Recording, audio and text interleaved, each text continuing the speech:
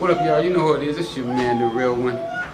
Right here with the Ghetto Bible, and I'm at the Progress Report. Y'all tune in. The Progress Report.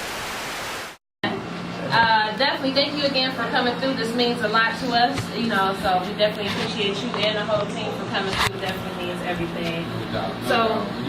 We trying to bless the hood. Absolutely, that's right. Okay. So talk to us. So what you been working on? What's new? My goodness, what we've been working on. We still pushing the book, Ghetto Bible, with the street cast is calling it.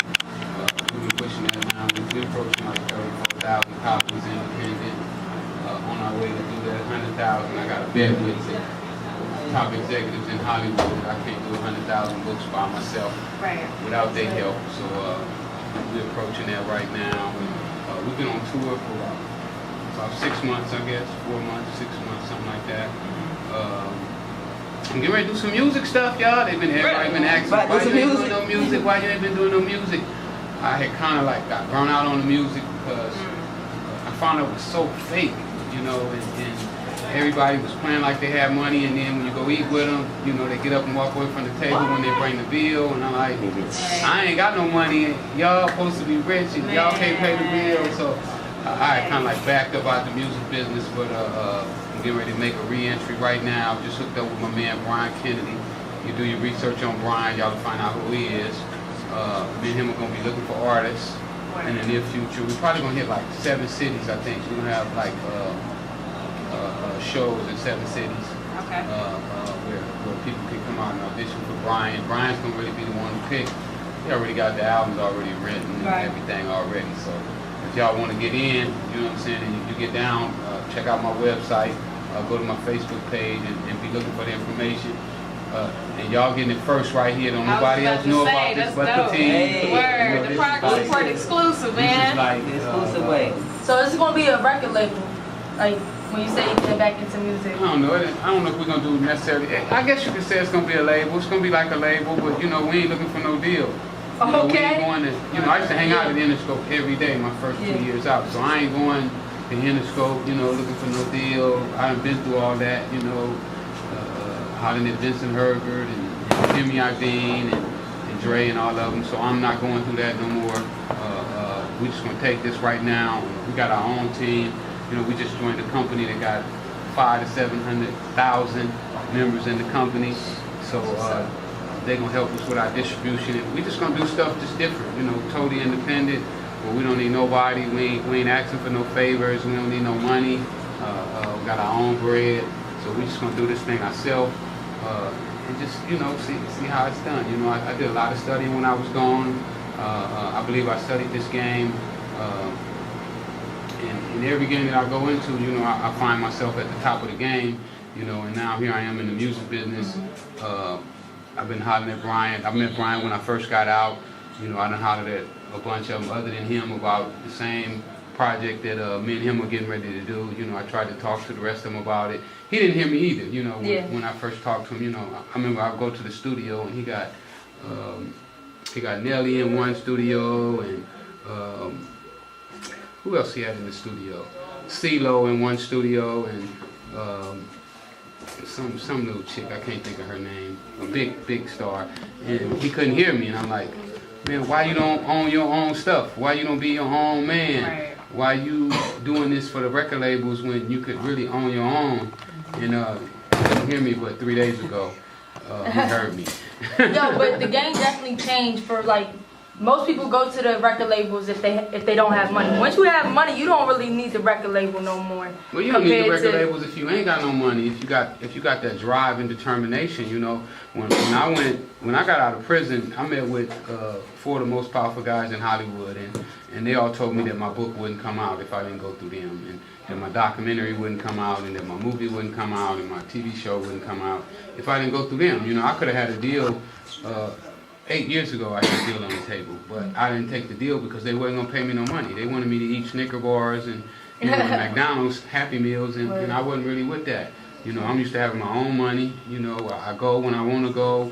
I get up when I want to.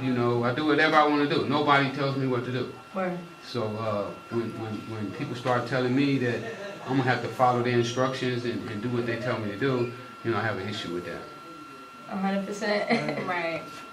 So what does music mean to you?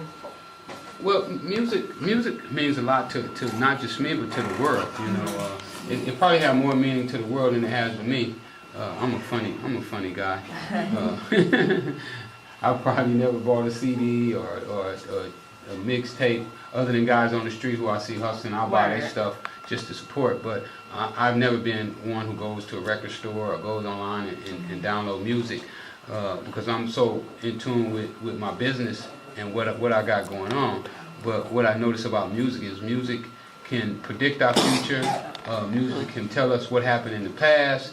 So for me, music is going to be more like a tool to deliver messages to our people, because so many of our people get their messages from music. And it's funny how I see that our people have been tricked by the music business. You know, like I go to schools and I talk to kids, and the kids are coming to me and like, why did you change the name to Rick Ross? You know, so what that lets me know is that they've been made to believe that the fake is real and that the real is just fake. Like so that. When you have people upside down, it's no wonder that they can't do better for themselves.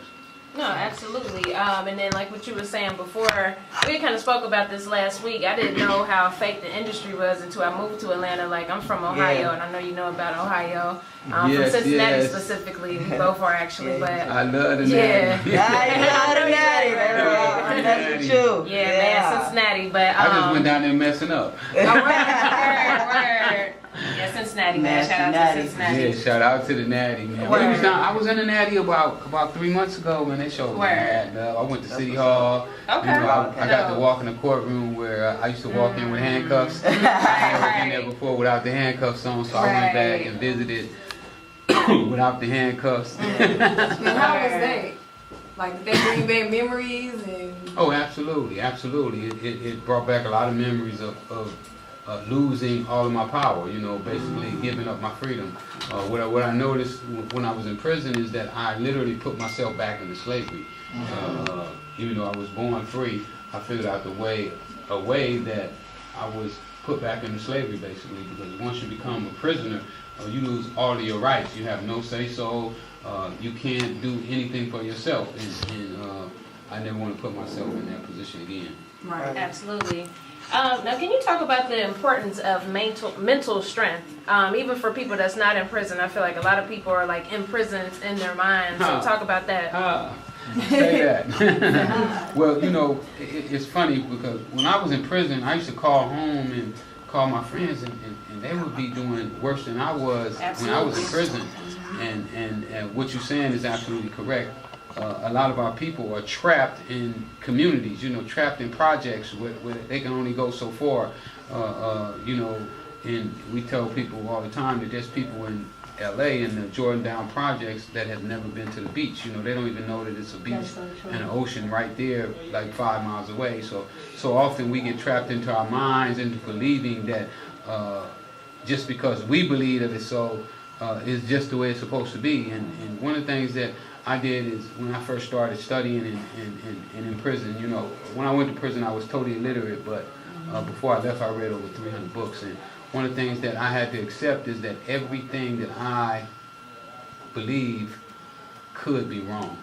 Not that it is wrong, but that it is possible to be wrong, because once you confirm in yourself that what you believe is absolutely true, then you can't learn anything else when it comes to that perspective. That's very true. And I also seen, like, you know, how like the new, like when your case was going on, how the news had an influence on that, you know, and come to find out the CIA was behind the newspapers and everything. Absolutely. You know. Absolutely. So it's so crazy because we do just believe what is out there when you say it's a lot deeper than that, you know. How did you feel once you realized, you know, like the CIA was behind everything? Did you, like me, I think I would feel lost because you don't know who you could trust, who you could believe. Oh, no doubt.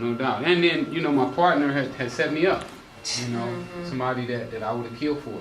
Right. You know, had took me, literally walked me to the police station, you know. Wow. The police didn't have to do nothing but put handcuffs on me. So Wow.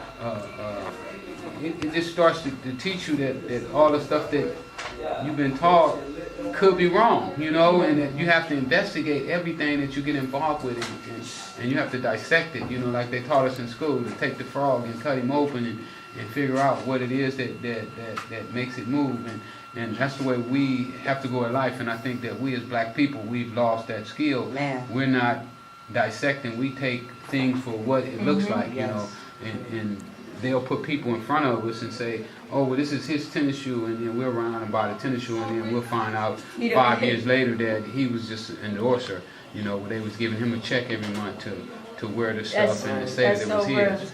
And it happens in the music business so often, you know. Every time. One month they'll say the guy's worth $300 million, and the next week he's in bankruptcy. Like how that Tell lie, bitch. So do you think, you know, I know you talked about it before, but do you think, like Rick Ross took your name just to live out your lifestyle because he wasn't living that lifestyle? Oh no. He made a calculated business move. Absolutely. You know, he knew a name that already was seasoned in the streets that people knew, but nobody knew what he looked like. You know. That's true. Right. So what he did is he took that and he used it to his advantage. So really, that was a calculated business move. It was a smart business move, but he really could have really built on that by embracing me and bringing me into his fold. And he would have been a lot bigger than what he is right now. Because what really tripped me out about him is that, see, they respect my past, but they don't respect my present. And see, I have evolved. You know, when I was in prison, I was like that caterpillar that's in the cocoon. And what I did is I came out with wings, and they haven't saw the wings yet. They just still stuck on the caterpillar. You know, and I moved much further than that. And they're gonna see, you know, once they're leaders. You know, what really trips me out is how they get these little guys who couldn't walk the streets of these ghettos, and these guys literally tell these people what to do. And I just couldn't have them telling me what to do. You know, I got an issue with people telling me what to do. We know. We got I like 3 times. I don't even want. He said that since he walked in here. So have he ever tried to reach out to you, Rick Ross? No, he tried to disrespect me. I was gonna ask you, I was like, do he even show respect? No, he don't show any respect. Then you have to like He get on the radio and call me an informant. You know, That's crazy I though. had an incident where in LA we had about 35 or 40 cops, and what these cops were doing, they were going around the city planting drugs and stealing money and robbing people and handcuffing you and torturing you, and these cops got on my case. So what I did is I hired a private investigator to investigate the cops and build up a case against them, and I turned the paperwork in. When they turned my indictment in to the feds, I turned paperwork in on them to the feds. Right. Well, since I did that, he called me an informant. So Fuck that. he's been definitely disrespectful. I don't know. He just, you know, he's a weird dude to me. I mean, everybody else love him, but I guess, you know, he makes good music. You know, people come and write his music for him and play it for him. We don't even know if he sings that shit himself. But, but it is what it is. But then he ain't selling no records either, you know. And you know, I question where does he keep getting the money from? You know, if you're not selling any records, why do the labels continue to put you out? So just some thoughts, you know, food for thought. You know, because I tinker with everything. You know, I sued him. I sued him and Universal and Warner Brothers. I sued all 3 of them. I lost the lawsuit, but I got the numbers on how many records they were selling and how much money they was making off the records. And I asked the question of why do they keep putting out the records if they're not selling? True. So then you have to look at it, you know, pull the cover back and take a look. So is he allowed to still use your name, or like do you own your name? Because for a second he was going by Rose, but then he went back to Rick Ross, it seemed like. Yeah, they thought they was going to lose the lawsuit. Oh, okay. I was wondering why he So did when the that. judge was in the middle of making the decision, they didn't want to increase the damage. So what they did is they stopped using the name, and then once they won the suit, they went back to using the name. Okay, that makes sense. Right. That's messed up. Well, I'm interested in Oh yeah, knowing they had like. the best lawyers in California. They had like 15 of them. Universal would have lost a lot of money. They would have lost a lot of money if they lost this case. So they was not trying to lose. Not to me too, you know, because I was gonna tell everybody I beat them. They want to have that happen. Yeah, so I'm interested in knowing because my dad he did 15 years in jail. So like when you got out of jail, how hard or how easy was it for you to adapt, and like what did you notice was different about when you came home? It wasn't hard for me to adapt. I really wasn't in jail when I was in jail. You know, jail became like my college, my office. You know, I set my office up everywhere I go. You know, when you run into somebody that did time with me, you know, they'll tell you that what I did every day was study and read and try to stay current for what I was going through. So when I hit the streets, it was pretty easy. You know, like I said, I was only out 1 week and I was meeting with the foremost powerful guys in Hollywood, which is something that I wanted to do. You know, I basically, you know, I just learned from being there. You know, the power of attraction, the law of attraction. You know, whatever you keep on your mind. If you get a chance, go read the article they did on me in LA Magazine. It's some really good articles that they did. A guy from the LA Times wrote the article, and this article was supposed to be my obituary. And in the article, he talked about how when he came and talked to me that I was more boastful than I ever was because I had read the law and I figured that I was getting ready to win my case. So when he came and talked to me, I laid out to him what I was going to be doing. You know, I told him I'm going to have a record label, books and movies and documentaries, and you know, I was going to be doing boxing, and this was before Floyd came to pick me up from the halfway house. So I told him that I was going to be doing all this stuff, and you know, 8, 9, 10 years later, here I am doing some of the same things I told him about. I told him I would be going to college and speaking. I spoke at the Nation of Islam, you know, on the main stage, which was like crazy, you know, because I used to sit there and watch Farrakhan, and one of the people that I wanted to meet when I got out was Minister Louis Farrakhan, because I had never saw a black man so defiant in my life. And when I had the chance to see him speak in the way he spoke, you know, he didn't speak with fear, he spoke with strength and determination. And you know, I just wanted to meet him. Don King was another one that I wanted to meet, you know, and I had the privilege of meeting Don King already. Les Brown was another one. So what I learned is that whatever we put our mind on, if we really have our mind on that, then it'll bring those things to us. So when I got out of prison, coming out of prison wasn't really hard for me. You know, being in prison was harder than anything I'd ever experienced. You know, I never slept on a piece of slab of concrete with an inch thick mattress. You know, I never went through that, and the mattress was plastic, hard plastic, and really uncomfortable. And then getting up in the morning at 3 in the morning to go to court. Yeah, they'll get you up at 3 in the morning to go to court at 9. So all day long you in a cell that's lower than 60 degrees with no jacket, and you're crowded in there with about 30 or 40 men in a cell smaller than this room we're in right now. So those were some hard times. And then they're going to throw you a bologna sandwich that was probably a few days outside the refrigerator and expect you to eat it. So, you know, once you go through that, being out here was easy. And I'd already told, you know, I told all my guys when I was in there, I said, man, I ain't gonna let nobody out there outwork me. Nobody on the street. They can't outwork me in the prison, and they're not gonna outwork me on the street. And I meant that. And I'm gonna stick to it. So I was ready when I got out.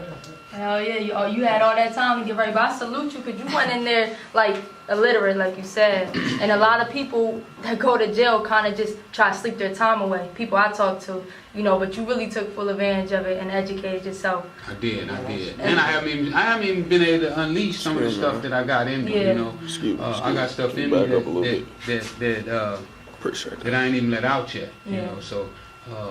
Once I fully let this thing go, you know, it's gonna be sparks. Now I got a question. Sound kind of crazy. Is crackly, right?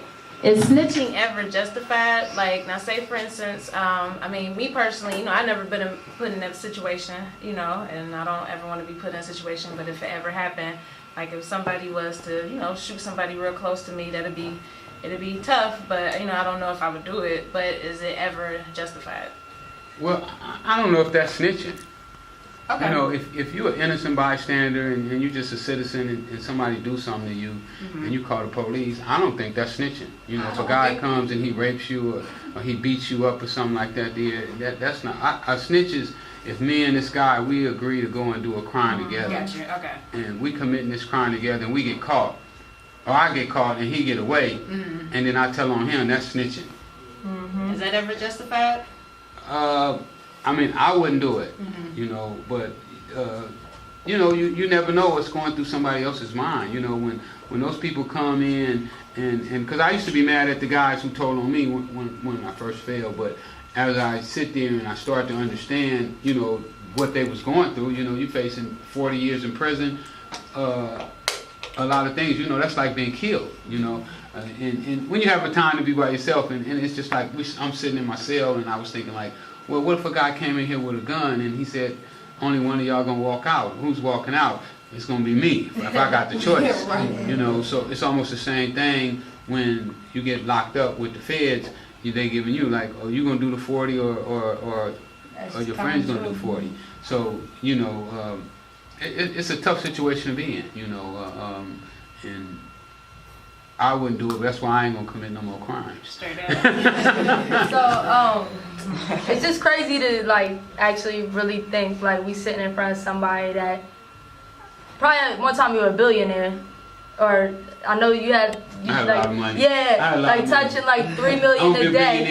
Yeah, in the near future. for sure. It's coming But now. it's crazy to see that. You know, what would we kind of on heavy topics? What was like the best, most fun memory you had when you had all this money? Like, cause you could do different stuff But with that much money. Money don't make me have fun. No? I just enjoy making money. Yeah, I really make money because I know that my people need money to survive. We need jobs. You know, we need the basic necessities. But money don't really. I mean, I have fun. I have fun in prison.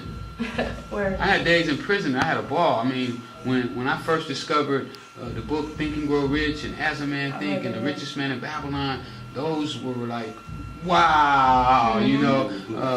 So money is not. Money is just a tool. You know, money is like a hammer for a carpenter. Right. You know, it's something that we take and we use to progress. And that's the problem with us as a people. We haven't learned how to use money economically to better ourselves or to enrich ourselves. We use it for something to make us happy when it can't really make you happy. Right. It can only assist you absolutely. in the things that you need in life. So I wouldn't say that money was something that made me happy.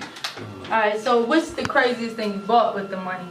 The craziest thing I bought with money, I don't know. I just had a tiger I as a bought a pet. boat for my homie one time, $150,000 boat for his birthday. That's I bought a dope. house, Yeah. a $250,000 house with all $1 bills. That's I did that. gangster. I mean, one of the craziest stories in my book, I think, is probably like we went to Miami. We took like $600-some thousand in Miami to go buy drugs with, and when we get to Miami, you know I'm greedy, so I spent all the money on drugs, and we got $2,500. No plane tickets, no cars, no way to get back home with the drugs. So we go buy an old raggedy car, and I blow the car up on the highway. Oh shit. It was crazy, you know, but sounds we had all this. So how'd you get away with something like what happened? You I said. quit away, man. You know, I didn't quit. I kept going. You know, one of the things about me is that I notice about me is I keep going. You know, I don't care what the obstacles are. Obstacles are something that's supposed to be going over, around, under, or through. So I don't let obstacles stop me from my goals. You know, obstacles are only barriers to keep you from getting there, and we have to figure out a way to get around it. It's just like us right now as black people. We have to figure out how do we get to the next level, you know, so that we can stop cops from killing our babies and stop people from treating us the way they do in the world. And I believe that we can do it, but we got to stop looking at the obstacles, because they're going to keep throwing obstacles at us. And if we keep letting the obstacles be our goals, and then we're never going to get to where we could and use our true potential, because we are the cream of the crop. You know, we were working with metal before anybody else. I mean, we built the pyramids and they still don't know how it was done. So when you look at that, you can see that we come from greatness. Right. Definitely. Like, Rubber. okay.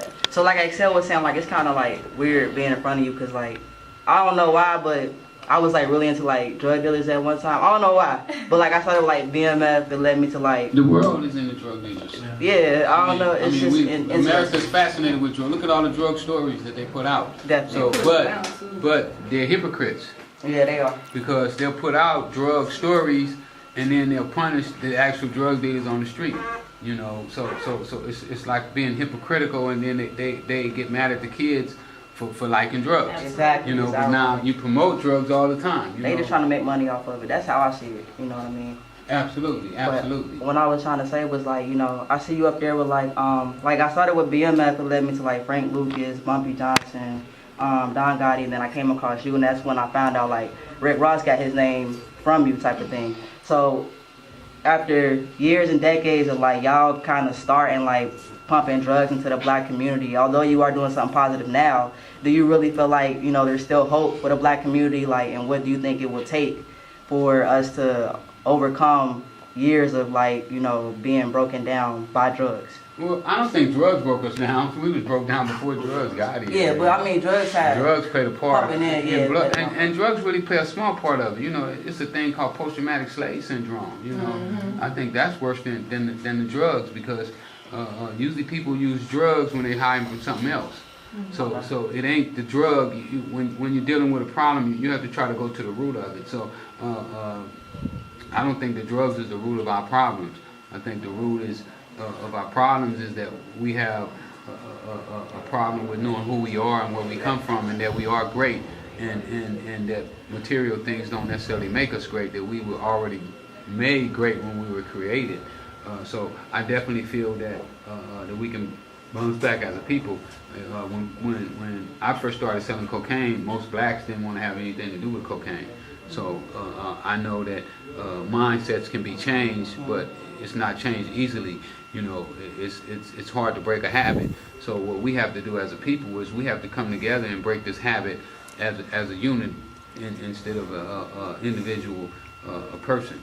So I absolutely believe that we can overcome what we're going through right now, and I feel like we are. You know, we just need a few people to break through. You know, and some to break through that are black. You know, not the ones that look black, but have a white mindset. You know, so many times, you know, we support people who just look like us, but they're not of us. You know, they don't come around us, they don't visit us. You know, I tell the kids when I go to the schools all the time is why do we love people who care nothing about us? And so often we do. You know, we buy their stuff, we go to their shows, and the only time they come to our hood is if it's in a concert. You know, they don't come to the hood to walk the streets or come to your radio. I mean, how many of them come to your radio station? You know, and see you and talk to you and sit down and befriend you. So we have to learn how to judge who our friends are and who we're going to support. So you don't feel guilty, basically, right? About selling drugs? Yeah. I mean, I'm a victim too. I mean, you know, that's true. I was a predator and I was a victim. You know, you know, when they try to put me on the spot, I tell them, say, okay, well, you have to blame the guy who taught me how to sell drugs. Right. You know, because one day I didn't know nothing about drugs. I didn't know what cocaine looked like. I didn't know what it smelled like. I didn't know how to cook it. I didn't know nothing about it. I didn't know how to weigh it. I didn't even know how to use a scale. But somebody taught me. So he's really the one that's responsible for me being who I became. True. So if you're going to blame me, you got to blame him too. And then if you're going to blame him, you got to blame who taught him. Right. You know, so, I mean, it just keeps going on. And that's a way that this system has been set up to keep us looking at the obstacle instead of the goal. Our goal should be to get away from drugs and get financially stable and mentally stable. And not, you know, who's responsible for bringing the drugs in, because anybody with any sense would say, you know, well, Rick has some responsibility, but he never made drugs. He never brought drugs into this country. Or forced anybody to take. Or forced anybody to take. Well, can I ask you this, though? Was it a chance that you did not want to do it? Like, you just like, I don't want to do it?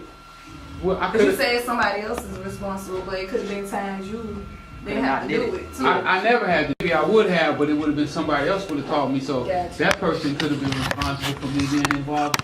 Just like somebody taught you how to do what you're doing right now today. Right. So that person does have some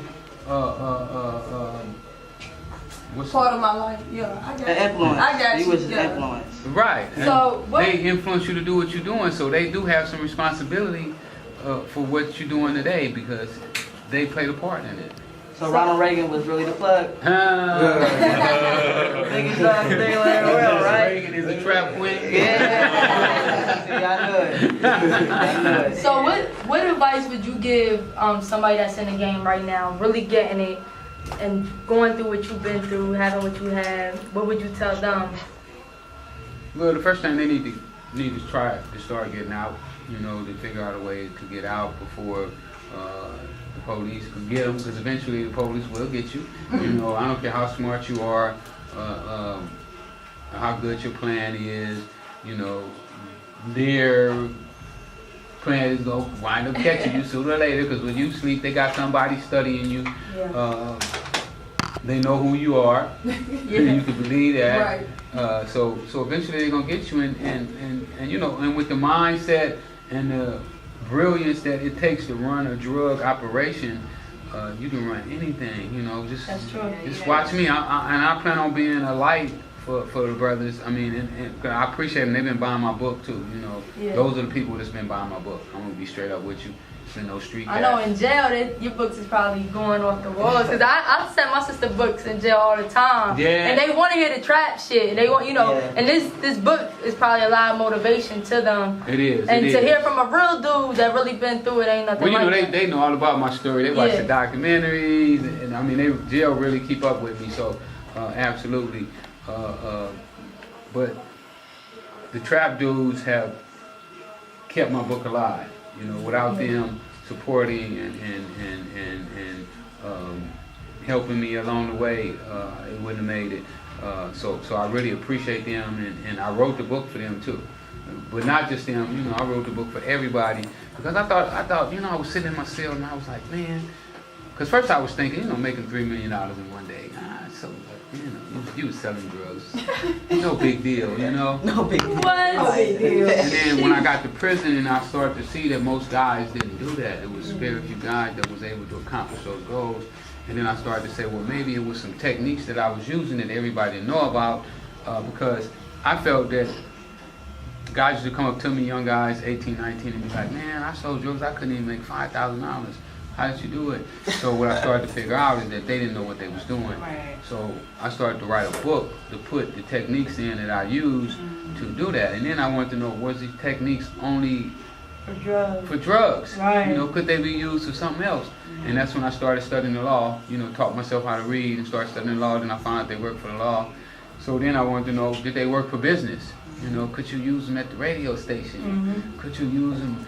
And then I started using for business. And, you know, like I said before, I'm out for 1 week and I'm meeting with the four most popular guys in Hollywood. And Floyd Mayweather come and pick me up from the halfway house. I didn't know him. I didn't know them. I didn't know none of their names because I didn't watch TV when I was in prison. You know, I stopped watching TV. All I did was study and try to hone my craft. And then I figured out that these skills work for anything that you want to do. If So you you want got to get to the top. some keys to success in that book for Oh, sure. no doubt, no doubt. That book is the truth. They ain't calling it the Ghetto Bible for nothing. I didn't name it that. You see what I named? I named it Freeway Rick Ross, Untold Autobiography. That's The dudes on the street told me that's the Ghetto Bible. And then when I spoke at the Nation of Islam, Minister Ishmael Muhammad, he held it up and said it's preventative health care. He said he read it and it's preventative health care for the black community. So, you know, I was just like, wow. And you know, I let them call it what they like, you know, because I know that different people are going to get different meanings out of everything that we do. All the time.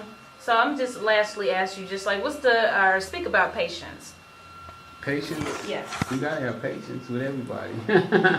You know, we got patience with ourselves. You know, we allow ourselves time to develop and to grow. And I believe that we have to give our community the same patience and tolerance. You know, people tell me all the time that I am really tolerant with people. You know, I give people a chance. And I believe that I do that because And it's funny, we was just talking about that yesterday. Somebody was telling me that that was one of the things that they really admired about me, is that I give people a chance, and I say that because I want people to give me a chance, you know. And if you want a chance, then you have to give chances. Right. True. So what's next for you? No, I ain't gonna run for president. You might as well. You might as well, man. I'll vote for you. Donald Trump done messed it up enough. Man. Crazy. How do you feel about Trump? Right. Huh, man? Trump dropped the ball. Oh, yeah. So He dropped the ball, man. That's all I'm saying. He dropped the ball, Yeah, he keeps man. stepping on his foot, you know. Yeah. I didn't even know he was a racist like that, you know. I thought, because I read his books, man. I read 3 Bound books when I was in jail. So, you know, I never thought that from reading his books that he had this type of mentality that he has, but I can see that he's definitely on the other side of the fence, you know, and the stance that he's taken on blacks in football and just almost anything that we involved with, you know, from the time that he said, y'all might as well vote for me, what else y'all got to lose, you know. He was bold with that one. Man, he's bold with a lot of, You know, when he said son of a bitch, when he said son of a bitches, I was like, this is not our president right no, here. and it, Yeah. but and the bigger thing is like even with the NFL, so much attention is going on that when like so much is going on with all these hurricane victims. It's crazy that like that's the headline. And there's people that literally don't have any food or water for weeks already, you know, so. Well, that's his way, too, of diverting from things that need to be done and said. I was just listening on the radio on my way over here where they were saying that he's not lifting the embargo off of one of the islands, you know, so that they could get medical supplies. And you know, it's crazy that he's turning the White House into really a reality TV show. Literally. You know, it's like That's what it feel like. That's what it feel like. It's like this Hip Hop Housewives or something like that. Yeah. Dude, funny, crazy. So when can we expect a movie on the big screen? Well, you know what, my movie it has to be done. You know, when I met with those guys, they told me that if they did my movie, that I would have to get permission to come on the set. So I couldn't go for that. You know what I'm saying? What do you mean? They told me that I couldn't come on the set unless they told me on my movie. If they were shooting my movie, I couldn't come on the set unless they gave me permission. Wow. So you know I couldn't go for that. So I'm doing my movie totally independent. Okay. We got a nice chunk of money in the bank right now. Yeah. We're waiting on the rest of the funds. We was hoping that we could have sit down with the guy who just took the book and did the movie Snowflake or something like that. Snow on the Bluff? So damn. Snow on the Bluff? Oh, Snow. Something like that. That's your story. They talking about you. Yeah, he jacked me. He jacked me. Jackie. He bought the book. He bought the book when it came out in demo. You know, and we was hoping that he would have came on and helped us do it, because all we need right now is a credible director, and they said they're gonna give us the rest of the money to do the movie. But at the end of the day, I'm just gonna keep doing what I do. You know, grinding these streets. Yeah. You know, we headed to Tennessee. Hey. Finna hit Tennessee. You going to Tennessee? We're gonna do the whole Tennessee. Well, you know I'm trying to lose it. That's my hometown. Cashville, Memphis. Cashville, Memphis, Knoxville, Jackson, and then we're gonna go over to Greensboro, Kentucky. Make sure you go to the Natty again. Yeah, we gotta go back to the Natty, man. They've been calling us too to come back to the Natty. That's crazy. I know what I mean. People would like, because Cincinnati, they just seem so close-minded to me. Some people seem so close-minded to me. You got it in Ohio, though. Yeah, definitely. Yeah, They Ohio's slept on nice. it. I love Ohio. If Snow on the Bluff can make it though, like to at least Netflix, I mean, I see you doing something independent. 'Cause Snow on the- Mine Snow on gonna the be big Bluff though. is- You know, Yeah. And I'm a time person too. You know, I don't believe that nothing happens before it's time. Absolutely. And then when the timing is right, you know, it's gonna happen. It So, just fall into place. yeah, it just falls into place. This is how it works. So what I'm doing right now is I'm just gonna keep doing everything that I can to keep the momentum going in the right direction, and just, you know, let it come when it comes. I'm working on 2 reality shows right now. I'm working on a reality show about marijuana And I'm also working on a reality show about business. You know, they want to see about my business skills. So I'm working on both of those. I'm also working on a TV series with a couple writers and some producers, and so I got a few TV projects I'm working on. You know, I just don't get carried away with none of it. You know, keep everything in perspective and know that the most important thing for me is to stay grounded, stay out here in the streets in the community, keep educating my people, keep going out doing my speaking engagements, keep selling my books, you know, 2, 3 at a time, and everything will take care of itself. So, I got one last question. Who would you want to play you? I don't have a clue. I'm gonna let the directors and the producers do that. Okay. What I do is I allow people to do their job. You know, I don't try to do everything. You know, I find my niches and then I stick to my niches, and then after that, you know, my job becomes just to keep everybody honest and in check and let them do their Boss. Right. That's what's up. Man, we definitely appreciate your time and thank you for, you know, coming through and bringing your energy, and definitely keep going. Anything we can do with the Progress Report to help, you know, support everything that y'all got going on, we definitely will. Y'all know, let Atlanta know we're gonna be looking for the hottest artists in the country. You know what I'm saying? When we get ready to put this thing together here in the next couple of months, it's coming. We got some dope artists too. Yeah, I was gonna say I'm an artist actually. Is that right? No, I'm not. I manage artists. Nah, but he's we know an a artist, couple though. artists. He's She did for the D challenge, so she thinks she got bars now. We're gonna be looking for hotter artists, you know. We know 'em. But it's gonna be a whole thing that we were looking for in the artists, you know. I work with some dope artists and they be dope, but they don't want to Work ethic, man. They don't want to work. That's how we have all the talent, but don't have the They work want Dr. ethic. Dre to come down and save them, you know what I'm saying?